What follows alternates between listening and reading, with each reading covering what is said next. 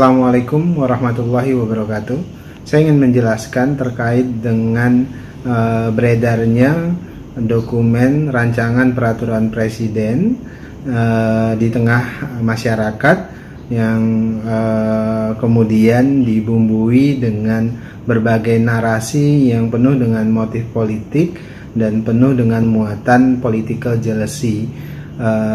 Pertama yang ingin saya jelaskan adalah dokumen tersebut adalah dokumen rahasia yang sedang dalam proses pembahasan dan tidak elok kemudian menjadi konsumsi publik yang menyebabkan multitafsir yang beragam, sehingga kami tentu akan mendalami siapa yang bertanggung jawab terhadap penyebaran dan kemudian penambahan narasi-narasi yang tidak patut terkait dengan dokumen perencanaan tersebut yang masih dalam proses pendalaman, pembahasan, dan kajian bersama dengan para pihak.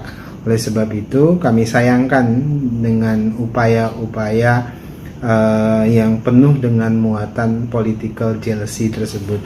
Kemudian yang kedua yang perlu saya jelaskan adalah sejak awal Bapak Menteri Pertahanan memperoleh direktif dari Presiden Joko Widodo untuk memastikan selama 5 tahun, 25 tahun ke depan kita memiliki postur pertahanan seperti apa.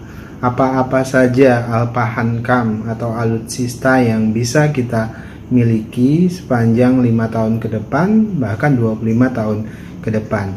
Nah, berangkat dari situ, Menteri Pertahanan dan Kementerian Pertahanan berusaha dan bekerja keras mencari formulasi terbaik terkait dengan upaya melakukan modernisasi Alpahankam kita atau modernisasi alutsista kita, sehingga dirumuskanlah salah satu formulasi yang kami sebut sebagai upaya reorganisir belanja dan pembiayaan Alpahankam. Nah, reorganisir ini dilakukan melalui pendekatan 5 renstra.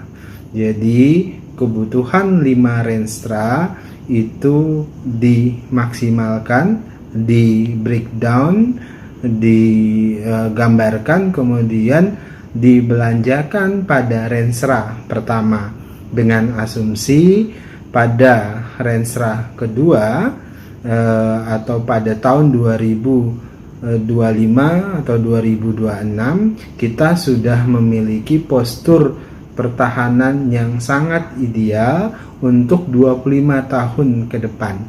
Artinya kita akan belanja kembali alutsista atau Alpahankam dalam rangka modernisasi pada 25 tahun ke depan.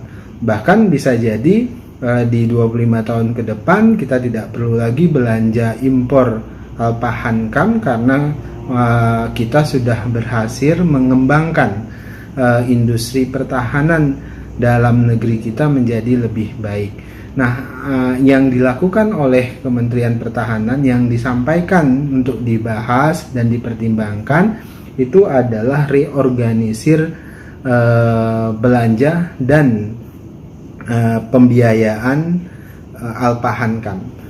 Sehingga bagaimana caranya, dari mana biayanya dengan reorganisir itu, salah satu sumbernya memang itu berasal dari PLN atau pinjaman luar negeri. Nah, tapi formula pinjaman luar negeri yang diajukan oleh Kementerian Pertahanan itu tidak membebani APBN kita. Nah, dalam arti tidak membebani APBN itu seperti apa? Artinya alokasi APBN kita itu tidak akan terganggu terkait dengan prioritas pembangunan kesejahteraan rakyat pada umumnya.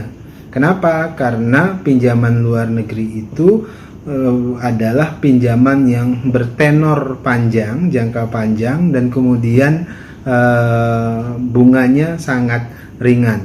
Dengan arti pembayaran cicilan pinjaman luar negeri itu dilakukan selama 25 tahun dan itu berasal dari alokasi APBN yang memang rutin dimiliki oleh Kementerian Pertahanan. Dengan asumsi alokasi APBN Kementerian Pertahanan bisa konsisten selama 25 tahun ke depan di angka 0,8% terhadap PDB. Artinya apa? Artinya kita tidak membebani APBN dan juga tidak membebani rakyat di masa yang akan datang karena ini rutin saja. Tapi kemudian kita memperoleh alpahankam yang lebih modern seperti harapan dari publik sebagaimana mestinya, seperti hasil survei Litbang Kompas yang menyatakan 98% publik kita menginginkan ada modernisasi alpahankam atau modernisasi alutsista, dan itu yang sedang dilakukan. Diajukan formulanya oleh Kementerian Pertahanan dan sekarang dalam proses pembahasan ya bersama Kementerian Keuangan, kemudian Bappenas, kemudian juga dengan Kementerian BUMN. Dan kalau kemudian ini disepakati, kemudian keluar perpresnya secara resmi, maka ini akan sangat membantu cita-cita seluruh rakyat Indonesia untuk memiliki pertahanan militer yang kuat. Dan ini konsisten dilakukan oleh Kementerian Pertahanan, dan Pak Prabowo mendorong berbagai formula untuk mencari jalan yang terbaik. Terima kasih. Wassalamualaikum warahmatullahi wabarakatuh. Terima kasih sudah nonton.